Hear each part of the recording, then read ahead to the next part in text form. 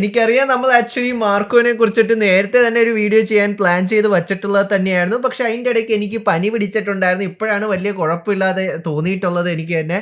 And അതിനുശേഷം നമ്മുടെ തന്നെ കുറേ ഫ്രണ്ട്സ് കമൻറ്റ് ബോക്സിലെല്ലാം കമൻറ്റ് ചെയ്തിട്ടുണ്ടായിരുന്നു മാർക്കോടെ റിവ്യൂ ആനിമൽ കില്ലൊക്കെ വെച്ച് നമ്മൾ നോക്കുവാണെങ്കിൽ മാർക്കോ എങ്ങനെയുണ്ട് പടം എന്നുള്ളതിൻ്റെ കുറേ കമൻറ്റ്സ് ഞാൻ വായിച്ചിട്ടുണ്ടായിരുന്നു. പക്ഷേ എന്താണെങ്കിലും എനിക്കറിയാം നമ്മളെന്താണെങ്കിലും വീഡിയോ ചെയ്യാൻ ലേറ്റ് ആയിപ്പോയി. അപ്പോൾ ചെയ്യുമ്പോഴത്തേക്കും ജസ്റ്റ് ഒരു റിവ്യൂ മാത്രമായിട്ട് ചെയ്യാൻ ഞാൻ എന്താണെങ്കിലും ഉദ്ദേശിച്ചിട്ടില്ലായിരുന്നു. അതുകൊണ്ട് തന്നെയാണ് ടൈം എടുത്ത് ചെയ്യാൻ തന്നെ ഞാൻ വിചാരിച്ചിട്ടുണ്ടായിരുന്നത്. കാരണം എന്ന് പറഞ്ഞാൽ മാർക്കോ എന്ന് പറഞ്ഞുള്ള ഈ ഒരു സിനിമ നമുക്കറിയാം നമ്മുടെ ഇപ്പോൾ ഇന്ത്യൻ സിനിമ ഒരു വലിയൊരു ട്രാൻസ്ഫോർമേഷനിലേക്ക് പോയിക്കൊണ്ടിരിക്കുക തന്നെയാണ്. കാരണം എന്ന് പറഞ്ഞാൽ നമ്മളത് ബോളിവുഡ് മുതൽ നമ്മുടെ മോളിവുഡിലേക്ക് വരെ നമ്മൾ എടുത്തു നോക്കിക്കഴിഞ്ഞാൽ നമുക്ക് ആ ഒരു ട്രെൻഡ് നമുക്ക് കാണാൻ കഴിഞ്ഞിട്ടുണ്ട്.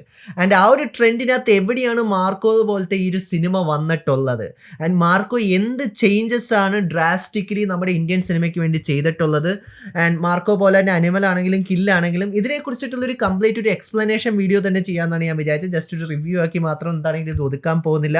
സോ അപ്പോൾ എല്ലാ കൂട്ടുകാർക്കും വെക്സ് എന്റർടൈൻമെന്റിലേക്ക് ഒരിക്കൽ കൂടി സ്വാഗതം. ഞാൻ നിങ്ങളുടെ സ്വന്തം ഹരികൃഷ്ണൻ. അപ്പോൾ നമുക്ക് തുടങ്ങിക്കളേ അല്ലേ. സോ വീഡിയോയിലേക്ക് കിടക്കുന്നതിന് മുമ്പ് നമുക്ക് ചെറിയൊരു ഹ്യൂമൻ നേച്ചറിനെ കുറിച്ച് തന്നെ നമുക്ക് സംസാരിക്കാം. അതായത് നമ്മൾ ഒരു കാര്യം എപ്പോഴും ചെയ്തുകൊണ്ടിരിക്കുന്നു, അതിനകത്ത് പ്രത്യേകിച്ച് ഒരു ചേഞ്ചും ഇല്ലെങ്കിൽ നമുക്ക് എന്താണെങ്കിലും പതുക്കെ ആ ഒരു കാര്യം നമുക്ക് ബോറടിക്കാൻ തുടങ്ങുന്നത് തന്നെയായിരിക്കും.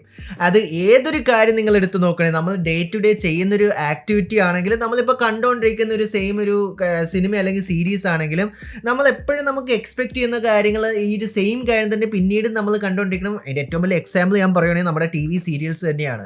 കാരണം നമുക്ക് എന്താണ് ടി വി സീരിയലിനകത്ത് നമുക്ക് കാണാൻ കഴിഞ്ഞിട്ടുള്ളത്, ഏതെങ്കിലും ഒരു കുടുംബം ഉണ്ടാവും, അവിടെ പരിദോഷണം, അമ്മായിയമ്മ പോര്, അങ്ങനത്തെ കുറേ ക്ലീഷ ആയിട്ട് വെച്ചിട്ട് അവർ കുറേ അധികം എപ്പിസോഡിലേക്കൊക്കെ നമ്മൾ പോകുന്നത് നമ്മൾ കണ്ടിട്ടുണ്ട്. ആൻഡ് അതേപോലെ തന്നെ നമുക്ക് എന്താണെങ്കിലും ഫിലിംസിൻ്റെ ജോൺറയിലേക്ക് നോക്കിയാലും നമുക്ക് കാണാൻ കഴിഞ്ഞിട്ടുണ്ട്. അതായത് ഇപ്പോൾ ഒരു റൊമാൻറ്റിക് പടമാണെങ്കിൽ റൊമാൻറ്റിക് പടം മാത്രമായിട്ട് നമുക്ക് കിട്ടുന്നു, കോമഡി പടമാണെങ്കിൽ കോമഡി പടമായിട്ട് മാത്രം നമുക്ക് കിട്ടുന്നു, ആൻഡ് ക്രൈം ത്രില്ലേഴ്സ് അതേപോലെ തന്നെ. ആൻഡ് അങ്ങനെ നമ്മളൊരു സെയിം സെറ്റ് ഓഫ് രീതിയിൽ നമ്മൾ കണ്ടുകൊണ്ടിരിക്കുമ്പോഴത്തേക്കും നമുക്ക് എന്താണെങ്കിലും ഒരു രീതി എത്തുമ്പോഴത്തേക്കും നമുക്ക് ബോറടി എന്താണെങ്കിലും സ്റ്റാർട്ടാവും. ആൻഡ് അവിടെയാണ് സത്യം പറഞ്ഞാൽ ബോളിവുഡിൽ നിന്ന് ഞാൻ നമ്മുടെ ഹോളിവുഡിലേക്ക് ഞാൻ പോകുന്നില്ല. കാരണം ഹോളിവുഡിൽ ഒത്തിരി ടൈപ്പ് ജോണർ നമുക്ക് എന്താണെങ്കിലും നമുക്ക് പല രീതിയിലും നമുക്ക് ലഭിക്കുന്നുണ്ട്. പക്ഷെ നമ്മുടെ ഒരു ഇന്ത്യൻ സിനിമ എന്നുള്ള രീതിയിലേക്ക് നമ്മൾ നോക്കുകയാണെങ്കിൽ അനിമൽ എന്ന് പറഞ്ഞ രൺബീർ കപൂറിൻ്റെ സിനിമയുടെ കടന്നുവരവ്. കാരണം ആ ഒരു സിനിമ സത്യം പറഞ്ഞാൽ ഇവിടെ ഉണ്ടാക്കിയിട്ടുണ്ടായിരുന്ന ആ ഒരു ഓളം അത് വേറൊരു ഓളം തന്നെയായിരുന്നു. കാരണം എന്ന് പറഞ്ഞാൽ ആ ഒരു സിനിമ വന്നപ്പോഴത്തേക്കും നമ്മൾ യൂഷ്വലി കാണുന്നതിനേക്കാളും കുറേ വിപരീതമായിട്ടുള്ള കാര്യങ്ങൾ നമുക്ക് അതിനകത്ത് കാണാൻ സാധിച്ചിട്ടുണ്ടായിരുന്നു. കാരണം ആ ഒരു trend setting, mass dialogue, yes അതിനും സത്യം പറഞ്ഞാൽ KGF ഇൻഫ്ലുവൻസ് ഉണ്ട്. KGF നമ്മൾ എന്താണെങ്കിൽ ഇതിനകത്ത് പെടുത്തുന്നില്ല, കാരണം അതൊരു സെപ്പറേറ്റ് ആയിട്ട് തന്നെ സംസാരിക്കേണ്ട ഒരു കാര്യം തന്നെയാണ്. നമുക്കതൊരു മാസ് കാറ്റഗറിയിൽ വയ്ക്കാം. പക്ഷെ ഒരു വയലൻസ് കാറ്റഗറി, അതായത് വയലൻസ് എനിക്ക് ഇഷ്ടമല്ല ആ പറയുന്നത് പോലെ തന്നെ ആ ഒരു വയലൻസ് കാറ്റഗറി നമ്മളൊരു കിക്ക് സ്റ്റാർട്ട് ചെയ്ത സിനിമ ഏതാണെന്ന് വെച്ചാൽ അതൊരു രീതിയിൽ നമ്മുടെ ഇന്ത്യൻ സിനിമയിലേക്ക് നമ്മൾ നോക്കുകയാണെങ്കിൽ അനിമൽ ആയിട്ട് തന്നെയാണ് എനിക്ക് തോന്നിയിട്ടുള്ളത്. വേറെ ഏതെങ്കിലും സിനിമയാണെങ്കിൽ നിങ്ങൾക്ക് കമൻറ്റ് ബോക്സിൽ കമൻറ്റ് ചെയ്യാവുന്നതാണ് കേട്ടോ. സോ അനിമൽ ഒരു സ്റ്റാൻഡേർഡ് കൊണ്ടുവന്ന് അവർ സെറ്റ് ചെയ്ത് വെച്ചിട്ടുണ്ടായിരുന്നു. അതായത് ഒരു ഓവർ ദ ടോപ്പ് ആക്ഷൻസ്, നമ്മൾ എന്താ പറയുക, നമ്മൾ ചുമ്മാ കൂട്ടുകാരായിട്ട് നമ്മൾ സംസാരിക്കുമ്പോൾ നമുക്ക് ഇങ്ങനെ ചെയ്യാം അങ്ങനെ ചെയ്യാം, പക്ഷേ പ്രാക്ടിക്കലായിട്ട് നമ്മൾ ആലോചിക്കുമ്പോൾ പ്രത്യേകിച്ച് ഒരു ലോജിക്കും ഉണ്ടാവില്ല. ഫാസ്റ്റ് ആൻഡ് ഫ്യൂരിയസ് സിനിമ പോലെ തന്നെ. ആൻഡ് അതാണ് നമ്മുടെ ഇന്ത്യൻ സിനിമയിൽ അനിമൽ എന്ന് പറഞ്ഞ സിനിമയ്ക്ക് കൊണ്ടുവന്ന് തരാൻ സാധിച്ചിട്ടുണ്ടായിരുന്നത്. ആൻഡ് അതിനകത്ത് നല്ല രീതിയിൽ തന്നെ അവർക്കത് എക്സിക്യൂട്ട് ചെയ്യാനും കഴിഞ്ഞിട്ടുണ്ടായിരുന്നു. പല ആക്ഷൻ സീക്വൻസ് ആണെങ്കിലും പല വയലൻസ് ആണെങ്കിലും. അപ്പോൾ എന്താണ് നോർമൽ ഓഡിയൻസിന് അവിടെ സംഭവിച്ചതെന്ന് പറഞ്ഞു കഴിഞ്ഞാൽ നമ്മൾ നോർമലി കാണുന്നൊരു ആക്ഷൻ സിനിമയെക്കാളും വിപരീതമായിട്ടുള്ള കുറേയധികം ബ്രൂട്ടലായിട്ടുള്ള സാധനങ്ങൾ നമുക്ക് കാണാൻ തുടങ്ങി. അപ്പോൾ എന്താണ്, ഞാൻ നേരത്തെ പറഞ്ഞ പോലെ ആ ഒരു ബോറിങ് ട്രെൻഡിങ് മാറി. അപ്പോൾ ആൾക്കാർക്ക് കുറച്ചും കൂടി കൂടുതൽ സ്പൈസപ്പ് ചെയ്യാൻ വേണ്ടിയിട്ട് തന്നെയായിരുന്നു സത്യം പറഞ്ഞാൽ അനിമലിലേക്ക് നോക്കിയാൽ നമുക്ക് കാണാൻ കഴിയാം. കാരണം അനിമലിൻ്റെ കഥയും ബാക്കിയുള്ള വെച്ച് നോക്കി കഴിഞ്ഞാൽ ഭയങ്കര മീഡിയോക്കർ മാത്രമാണ്. പക്ഷേ അതിനകത്ത് നമ്മളേക്ക് അവർ കാണിച്ചു തന്നിട്ടുള്ള കുറച്ചും കൂടി ഗ്ലാമറസ് ആയിട്ടുള്ള കുറേ സീൻസ് ഉണ്ടായിരുന്നു, എക്സ്പ്ലിറ്റ് ആയിട്ടുള്ള കുറേ സെക്സ് സീൻ നമ്മൾ അതിനകത്ത് കണ്ടിട്ടുണ്ടായിരുന്നു. പിന്നെ ആക്ഷനെ കുറിച്ച് ഞാൻ കൂടുതൽ പറയേണ്ട, ഭയങ്കര ബ്ലഡ് ആൻഡ് ഗോർ ആയിട്ടുള്ള ആക്ഷൻ സീക്വൻസ് ഒക്കെ ആയിരുന്നു നമ്മൾ കണ്ടിട്ടുള്ളത്. നമുക്കറിയാം ഇങ്ങനത്തെ കാര്യങ്ങൾ സത്യം പറഞ്ഞാൽ നമ്മൾ ഓരോ രീതിയിൽ നമ്മൾ നോക്കുകയാണെങ്കിൽ ടാബു ആയിട്ടാണ് നമുക്ക് എപ്പോഴും തോന്നുന്നത്. കാരണം ആ ഒരു കാറ്റഗറിയിലേക്ക് നമ്മൾ കടക്കരുത്. അവിടെയാണ് സത്യം പറഞ്ഞ അനിമൽ എന്ന് പറഞ്ഞ സിനിമ വ്യത്യസ്തമാക്കിയിട്ടുണ്ടായിരുന്നത്. സോ അപ്പോൾ അനിമൽ ആ ഒരു ബാരിയർ ക്രോസ് ചെയ്ത് കഴിഞ്ഞപ്പോൾ എല്ലാവരും സംസാരിക്കാൻ തുടങ്ങി. അതായത് നമ്മൾ തന്നെ ഇപ്പോൾ അനിമൽ ഇറങ്ങിയ സമയത്ത് നമ്മൾ നോക്കണമെങ്കിൽ നിങ്ങൾ കണ്ടായിരുന്നു ആ സീന്, നമ്മൾ വിചാരിക്കാത്തതിനേക്കാളും കിഡിലനായിട്ട് ഒരു വയലൻസ് കാണിച്ചു എന്ന് പറഞ്ഞ് എന്താ പറയണ്ടത്, കുറച്ചും കൂടി ഒരു ഇൻറ്റേർണൽ ആയിട്ടുള്ള മാർക്കറ്റിംഗ് ആ ഒരു സിനിമയ്ക്ക് കൊണ്ടുവരാൻ സാധിച്ചിട്ടുണ്ടായിരുന്നു. ആൻഡ് അതുകൊണ്ട് തന്നെ ആ ഒരു ജോൺറ പതുക്കെ വളരാൻ തുടങ്ങി. അതിൻ്റെ ഒരു കണ്ടിന്യൂവേഷൻ ആയിട്ട് തന്നെയാണ് തന്നെയാണ് നമ്മൾ സത്യം പറഞ്ഞാൽ കിൽ എന്ന് പറഞ്ഞിട്ടുള്ള സിനിമ നമ്മൾ കണ്ടിട്ടുണ്ടായിരുന്നത്. കാരണം സത്യം പറഞ്ഞാൽ കിൽ ഫിലിം ഇപ്പോൾ ആ ഒരു ആക്ഷൻ നിങ്ങൾ മാറ്റി നോക്ക്, ആ ഒരു ബ്ലഡ് ആൻഡ് ഗോറിലെ ആക്ഷൻ നിങ്ങൾ മാറ്റി നോക്കിക്കഴിഞ്ഞാൽ അത് സാധാരണ ഒരു സിനിമയായിട്ട് ഇറങ്ങിയിട്ടിരുന്നെങ്കിൽ ആരും സിനിമ പോയി കാണാൻ പോകുന്നില്ല. കാരണം തന്നെ ഇതേപോലത്തെ പല പടങ്ങളും നമ്മൾ കണ്ടിട്ടുള്ളത് തന്നെയാണ്. റിലേഷൻഷിപ്പ്, കാമുകി മരിക്കുന്നു, അത് കഴിഞ്ഞിട്ട് കാമുകൻ അതിൻ്റെ റിവെഞ്ച് ചെയ്യാൻ വേണ്ടി പോകുന്നു. പക്ഷേ ആ ഒരു സിനിമയും വ്യത്യസ്തമാക്കിയിട്ടുണ്ടായിരുന്നത് എന്തായിരുന്നു? അതിനകത്തുള്ള വയലൻസ് തന്നെയാണ്. കാരണം ആ ഒരു വയലൻസ് ഇല്ലായിരുന്നെങ്കിൽ ആ ഒരു ട്രെയിൻ സീക്വൻസിനകത്തുള്ള ആ ഒരു ഫൈറ്റ് കാര്യങ്ങളും പിന്നെ ഭയങ്കര ബ്ലഡി ഇതായിട്ടുള്ള ആ ഒരു വയലൻസ് ഇല്ലായിരുന്നെങ്കിൽ നമ്മൾ പലപ്പോഴും നമ്മൾ ഇപ്പോൾ ഈ ഒരു വീഡിയോയിൽ പോലും നമ്മൾ ആ ഒരു സിനിമയെക്കുറിച്ച് സംസാരിക്കാൻ പോകുന്നില്ല. എന്താണോ അനിമൽ ചെയ്തിട്ടുണ്ടായിരുന്നത് ആ ഒരു ജോൺറ കുറച്ചും കൂടി വലുതാക്കുവാണ് കില്ലിൽ നമ്മൾ കണ്ടിട്ടുണ്ടായിരുന്നത്. ആൻഡ് അവിടെയാണ് സത്യം പറഞ്ഞാൽ മാർക്കോ എന്ന് പറഞ്ഞിട്ടുള്ളൊരു സിനിമ മറ്റൊരു വേറൊരു ലെവലായിട്ട് നമുക്ക് കാണാൻ കഴിഞ്ഞിട്ടുണ്ടായിരുന്നത്. ഞാൻ ഈ ഒരു കാര്യത്തിൽ സത്യം പറഞ്ഞാൽ ഉണ്ണി മുകുന്ദനെ സംഭവിക്കേണ്ടത് തന്നെയാണ്. കാരണം പുള്ളിക്കാൻ്റെ ആ ഒരു ഡെഡിക്കേഷൻ ആണെങ്കിൽ ആ ഒരു ക്യാരക്ടറിന് ഇത്രയും പെർഫെക്റ്റ് ആയിട്ട് മാച്ച് ആവുന്നൊരു ആളെ എനിക്ക് പോലും ഊഹിക്കാൻ പറ്റുന്നില്ല. കാരണം നമ്മൾ ഈ ഒരു സിനിമയിൽ നമ്മൾ നോക്കിയാൽ ആദ്യം സിനിമ സ്റ്റാർട്ട് ചെയ്ത ഭയങ്കര ലാഗായിട്ടാണെങ്കിലും അതിനുശേഷം വയലൻസും കാര്യങ്ങളൊക്കെ വരുമ്പോഴത്തേക്കും അവർക്ക് സൂപ്പറായിട്ട് അവർക്ക് ചെയ്യാൻ പറ്റിയിട്ടുണ്ട്. പക്ഷേ ലാസ്റ്റിലേക്ക് പോകുമ്പോൾ കുറച്ച് കോറിയോഗ്രഫിയുടെ ഇഷ്യൂ മാറ്റി വെച്ച് കഴിഞ്ഞാൽ നമ്മൾ ഏതൊരു രീതിയിൽ നമ്മൾ നോക്കുകയാണെങ്കിൽ മാർക്കോ എന്ന് പറഞ്ഞ സിനിമ വയലൻസിൻ്റെ കാര്യത്തിൽ വേറെ നെക്സ്റ്റ് ലെവലാണ്. അനിമലിനും അല്ലെങ്കിൽ കില്ലിനും കാണിക്കുന്നതിനേക്കാളും കൂടുതൽ കാര്യങ്ങൾ നമ്മൾ അവരെ കാണിച്ചു തന്നിട്ടുണ്ട്. പക്ഷേ ഇതിനകത്തുള്ള ഏറ്റവും വലിയൊരു ബ്രില്യൻസ് എന്താണെന്ന് വെച്ച് കഴിഞ്ഞാൽ നമുക്കറിയാം നമ്മളൊരു സിനിമ ഇറക്കാൻ പോകുമ്പോഴത്തേക്കും ഡയറക്ടറിന് കുറേയധികം ഉത്തരവാദിത്തങ്ങളെല്ലാം ഉണ്ടാവും. അതായത് ഈ ഒരു ഇത് നമുക്ക് ക്രോസ് ചെയ്യാൻ പറ്റില്ല, അത് നമ്മുടെ ലിമിറ്റിനേക്കാളും കുറച്ചും കൂടി കൂടുതൽ പോകുമല്ലോ എന്നുള്ളൊരു തോട്ട് എല്ലാ ഡയറക്ടേഴ്സിനും ഉണ്ടാവും. അവിടെയാണ് ഈ ഒരു സിനിമയെ വ്യത്യസ്തമാക്കിയിട്ടുള്ളത്. കാരണം എന്ത് തേങ്ങാക്കൊല വേണമെങ്കിലും നമുക്ക് സിനിമയെ ചെയ്യാം.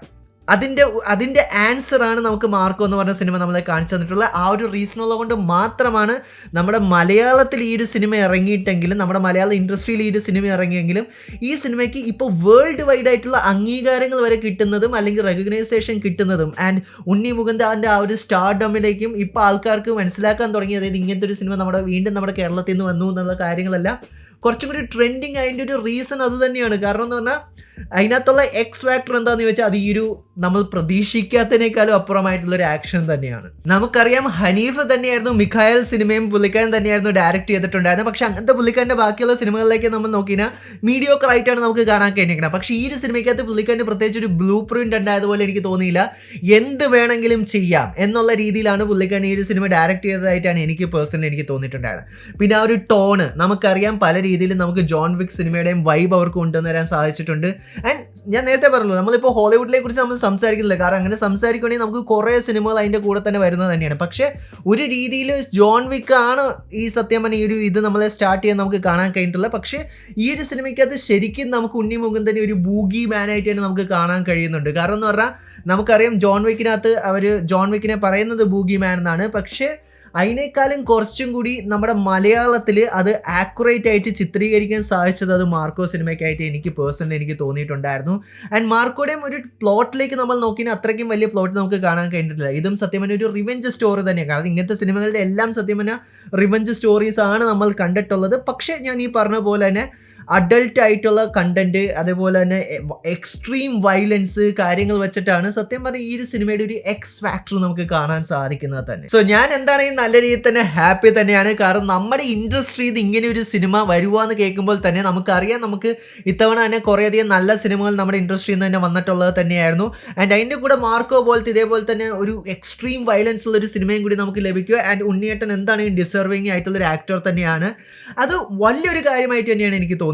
പക്ഷേ ഇത് സത്യം പറഞ്ഞാൽ വലിയൊരു വാർണിംഗ് ആയിട്ടും കൂടി നമുക്ക് എടുക്കാൻ കഴിയും. കാരണം എന്ന് പറഞ്ഞാൽ നമുക്കറിയാം ഇതേപോലത്തെ ആ ഒരു കാറ്റഗറി ട്രെൻഡ് ആയിക്കിനും നമുക്ക് ഇനിയും ഇതേപോലെ തന്നെ സിനിമകൾ നമുക്ക് ലഭിക്കുന്നത് തന്നെയാണ്. ആൻഡ് ഇതെന്താണെങ്കിലും അനിമൽ സ്റ്റാർട്ട് ചെയ്ത് വെച്ചു, പിന്നെ നമുക്ക് കില്ല് കിട്ടി, ഇപ്പോൾ മാർക്കോ കിട്ടി. ഇനിയിപ്പോൾ ബോളിവുഡിനകത്ത് പുതിയൊരു സിനിമ വരാൻ പോകുന്നുണ്ട്. ബാഡാസ് രവികുമാർ എന്നാണ് ആ ഒരു സിനിമയുടെ പേര്. ഹിമേഷ് രശ്മിയാണ് അതിനകത്ത് മെയിൻ കാസ്റ്റിൽ വരുന്നത്. പക്ഷേ ഈ ഒരു സിനിമയ്ക്ക് സത്യം പറഞ്ഞാൽ ഒരു ട്വിസ്റ്റ് ഉണ്ട്. ഞാൻ നേരത്തെ പറഞ്ഞ പോലെ നമുക്കറിയാം ഏതെങ്കിലും ഒരു കാറ്റഗറി ട്രെൻഡിങ് ആയിക്കഴിഞ്ഞാൽ അവിടെ ആ ഒരു കാറ്റഗറി യൂട്ടിലൈസ് ചെയ്യാൻ ഒത്തിരി ആൾക്കാർ വരും. അതുപോലെ തന്നെയാണ് എനിക്ക് സത്യം പറഞ്ഞാൽ ബാഡാസ് രവികുമാറിൻ്റെ ട്രെയിലേഴ്സും കാര്യങ്ങളൊക്കെ കണ്ടപ്പോൾ എനിക്ക് തോന്നിയിട്ടുണ്ടായിരുന്നത്. അതിനകത്ത് സണ്ണി ലിയോണുണ്ട്, പ്രഭുദേവിയാണ് അതിനകത്തുള്ള വില്ലനായിട്ട് വരുന്നത്. സത്യം പറഞ്ഞാൽ ഒരു രീതിയിൽ നമ്മൾ നോക്കുകയാണെങ്കിൽ അതിൻ്റെ ട്രെയിലേഴ്സ് എല്ലാം കണ്ടു കഴിഞ്ഞാൽ ഒരു രീതിയിലുള്ളൊരു കോമഡി സ്പൂഫായിട്ടാണ് അവർ ചെയ്യാൻ ഉദ്ദേശിക്കുന്നത്. പക്ഷേ ഇപ്പോൾ കറൻ്റ്ലി ഇത് ട്രെൻഡിങ് ആയിട്ട് നിൽക്കുന്നത് തന്നെയാണ്. കാരണം എക്സ്ട്രീം വയലൻസ് കാണാൻ ആൾക്കാർ തിയേറ്ററിൽ പോകും. സോ അത് എങ്ങനെ യൂട്ടിലൈസ് ചെയ്യാമെന്നാണ് ഹിമേഷ് രശ്മിയ ഉദ്ദേശിക്കുന്നതെന്നാണ് എനിക്ക് തോന്നുന്നത്. കാരണം ഞാൻ ഇപ്പോഴേ പറയാം, ഞാൻ വളർന്നു വന്ന ആ ഒരു മില്ലേനിയൽ കാലഘട്ടത്തിലെ ഏറ്റവും കിടിലനായിട്ടുള്ള ഒരു സിംഗർ തന്നെയായിരുന്നു സത്യം പറഞ്ഞാൽ ഹിമേഷ് രശ്മി. അതിന് ശേഷം പുള്ളിക്കാരൻ കുറേ സിനിമയൊക്കെ ചെയ്ത് പൊട്ടിയെങ്കിലും പിന്നെയും പുള്ളിക്കാരൻ ആ ഒരു എന്താ പറയുക, പുള്ളിക്കാരൻ ആക്ടർ അല്ലല്ലോ, പുള്ളിക്കാരന് സിംഗറിൽ നിന്ന് ആക്ടർ ആകാൻ വേണ്ടി നല്ല രീതിയിൽ തന്നെ താല്പര്യം ഉണ്ടായിരുന്നു. അതുകൊണ്ടാണ് നമുക്ക് അതിന് ശേഷം പുള്ളിക്കാരൻ്റെ കുറേ സിനിമകൾ കണ്ടിട്ടുണ്ടായിരുന്നു. അതെല്ലാം 8 പൊട്ടുന്നതാണ് നമ്മൾ കണ്ടിട്ടുള്ളത്. പക്ഷേ ഇവിടെ ഈ സിനിമ ഹിറ്റായ ഈ ഒരു ജോൺറയ്ക്ക് നമുക്കറിയാൻ പറ്റും ജസ്റ്റ് ആൾക്കാർ ആ ഒരു പ്യുവർ വയലൻസിന് വേണ്ടി മാത്രമാണ് പോകുന്നത്.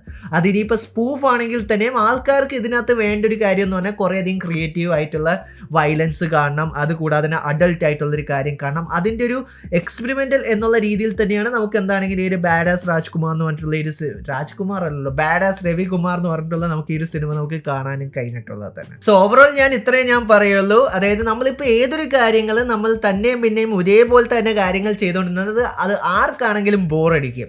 സോ അവിടെ എന്തെങ്കിലും സ്പൈസ് അപ്പ് ചെയ്യണം. ആൻഡ് അത് തന്നെയാണ് നമുക്ക് സത്യം പറഞ്ഞാൽ ഇപ്പം നമ്മുടെ ഫിലിം ഇൻഡസ്ട്രിയിലും സംഭവിക്കുന്ന നമുക്ക് കാണാൻ കഴിഞ്ഞുള്ള ഒരു ടിപ്പിക്കൽ ആക്ഷൻ സിനിമ ഇറങ്ങിക്കഴിഞ്ഞാൽ എനിക്ക് തോന്നുന്നില്ല ഇത്രത്തോളം ഒരു ഹിറ്റോ അല്ലെങ്കിൽ ഇത്രത്തോളം റെവന്യൂസേഷനൊക്കെ കിട്ടുമെന്ന് എനിക്ക് തോന്നുന്നില്ല. പക്ഷെ അവിടെ എന്തെങ്കിലും ഒരു എക്സ് ഫാക്ടർ ആഡ് ചെയ്യണം, മാർക്കോ ചെയ്തതുപോലെ തന്നെ. സോ നമുക്ക് ഇനിയും ഇതേപോലത്തെ കുറേയധികം സിനിമകൾ നമുക്ക് ലഭിക്കുമെന്ന് തന്നെയാണ് ഞാൻ പ്രതീക്ഷിക്കുന്നു. ആൻഡ് മാർക്കോ ഞാൻ ഇത്രയും പറയുള്ളൂ, നമ്മുടെ മലയാളം ഇൻഡസ്ട്രിയിലെയും തന്നെ വേറൊരു ലെവലിലേക്ക് കൊണ്ടുപോകാൻ വേണ്ടി ശ്രമിച്ചിട്ടുണ്ടായിരുന്ന ഒരു പടം തന്നെയാണ് മാർക്കോ. ആൻഡ് അത് അവർക്ക് സൂപ്പറായിട്ട് തന്നെ ചെയ്യാൻ കഴിഞ്ഞിട്ടുണ്ട്. എനിക്ക് ഉണ്ണിമുകുന്ദൻ എനിക്ക് ഭയങ്കര രീതിയിൽ തന്നെ ഇഷ്ടം തന്നെയാണ്. ആൻഡ് ഉണ്ണിയായിട്ട് ഇങ്ങനത്തെ ഒരു റെക്കഗ്നൈസേഷൻ കിട്ടിയതിൽ ഞാനും നല്ല രീതിയിൽ തന്നെ ഹാപ്പി തന്നെയാണ്. എനിക്ക് പടം നല്ല രീതിയിൽ തന്നെ എനിക്ക് ഇഷ്ടപ്പെട്ടിട്ടുണ്ടായിരുന്നു. ഞാൻ ഇനി പറഞ്ഞ പോലെ ഇനിയും ഇതേപോലത്തെ കുറേ പടങ്ങൾ വരാൻ പോകുന്നത് തന്നെയാണ്. കാരണം എന്ന് പറയുന്നത് ഈ ഒരു ജോണർ ഇപ്പോൾ സാച്ചുറേറ്റഡ് ആയിട്ടില്ല. പക്ഷേ ഇനി നമ്മൾ ഫ്രണ്ടിലേക്ക് പോകുമ്പോഴത്തേക്ക് എന്താണെങ്കിലും നമുക്ക് ഇതിൻ്റെ ഒരു സാച്ചുറേഷൻ ആയിരിക്കും നമുക്ക് കാണാൻ കഴിയുന്നത്. കാരണം എന്തെങ്കിലും ഒരു സാധനം വർക്ക് ചെയ്ത് കഴിഞ്ഞാൽ അത് യൂട്ടിലൈസ് ചെയ്യാൻ ഒത്തിരി ആൾക്കാർ വരും. അതാണ് നമുക്കിപ്പോൾ ബാഡാസ് രവികുമാറിലൊക്കെ നമുക്ക് കാണാൻ കഴിയുന്നത്. ഇനിയും വരും ഒത്തിരി സിനിമകൾ എന്താണെങ്കിലും ഇതിൻ്റെ കൂടെ തന്നെ വരും. ബേബി ജോൺ ചെറിയ രീതിയിൽ ശ്രമിച്ചായിരുന്നു, പക്ഷെ അത് വർക്കൗട്ട് ആയില്ല. ആൻഡ് ഇത്രയും കാര്യങ്ങൾ തന്നെയാണ് എനിക്ക് സത്യം പറഞ്ഞാൽ ഈ ഒരു എക്സ്പ്ലെയിനർ വീഡിയോയിൽ എനിക്ക് നിങ്ങളായിട്ട് പങ്കുവയ്ക്കാനുള്ളത്. നിങ്ങളുടെ അഭിപ്രായം എന്താണ്? നിങ്ങൾക്ക് ഇതേപോലത്തെ എക്സ്ട്രീം വയലൻസ് സിനിമകളാണോ ഇഷ്ടം, പക്ഷേ അതോ കഥയുള്ള സിനിമകളാണോ ഇഷ്ടം? നിങ്ങളുടെ അഭിപ്രായം എന്താണെന്നുള്ള കാര്യങ്ങളെല്ലാം നിങ്ങൾക്ക് താഴെ കമൻറ്റ് ബോക്സിൽ കമൻറ്റ് ചെയ്യാവുന്ന തന്നെയാണ്. എങ്ങോട്ടാണ് നമ്മുടെ ഇന്ത്യൻ ഫിലിം ഇൻഡസ്ട്രി പോയിക്കൊണ്ടിരിക്കുന്നത്? ഇനി ഒരു കാലഘട്ടം വരുമോ, അതായത് ഇനി അഡൾട്ട് സിനിമ മാത്രമേ വർക്ക് ചെയ്യുള്ളൂ? ആൻഡ് നിങ്ങളുടെ അഭിപ്രായങ്ങളും കാര്യങ്ങളും എല്ലാം നിങ്ങൾക്ക് താഴെ കമൻറ്റ് ബോക്സിൽ കമൻറ്റ് ചെയ്യാവുന്ന തന്നെയാണ്. വീഡിയോ ഇഷ്ടപ്പെട്ട ലൈക്കും ഷെയറും ചെയ്യാൻ തന്നെയാണ്. ഇഷ്ടപ്പെടുമെങ്കിൽ നിങ്ങൾക്ക് എന്താണ് ഡിസ്ലൈക്ക് ചെയ്യാവുന്ന തന്നെയാണ്. So stay safe guys, stay awesome. See you guys next episode.